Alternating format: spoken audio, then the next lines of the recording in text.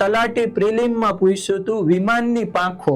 તો જો બર્નોલીનો સિદ્ધાંત શું કહેવા માંગે છે? ચલો આ કાગળ છે, બોલ આના ઉપર હું ફૂંક મારીશ તો આ કાગળ ઉપર જશે કે નીચે જશે? કમેન્ટ કરો.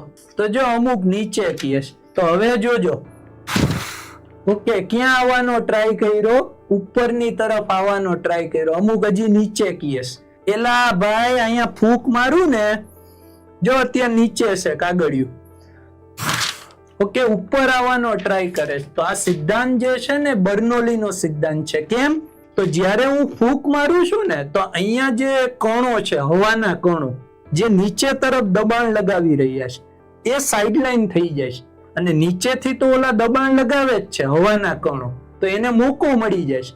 એટલે આ વસ્તુ કોની તરફ જાય છે? ઉપરની તરફ જાય છે. આ સિદ્ધાંત એટલે બર્નોલીનો સિદ્ધાંત. તો પ્લેન જે ઉડે છે ને એ આ સિદ્ધાંત ઉપર જ ઉડે છે. ઓકે, એકદમ સ્પીડ થી ગતિ કરતું હોય.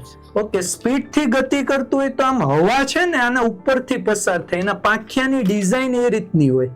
તો આવેલી હવા જે છે ને આમ ઉપર તરફ જાય, એટલે ઉપર તરફ જાય એટલે હવાના કણોને હટાવી દે, અને નીચેથી તો હવાના કણો દબાણ લગાવે જ છે, એટલે પ્લેન શું થઈ જાય? ઉપડી જાય.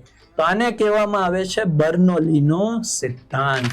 તો તમને ભલે તમે પાયલોટ નો બની શક્યા, પણ જીવનની અંદર પ્લેન કઈ રીતે ઉડે છે એના રિલેટેડ તમને બતાવી દીધું કે આવો ભાઈ પ્લેન આ રીતે ઉડે છે. કયા પ્રિન્સિપલ થી ઉડે છે?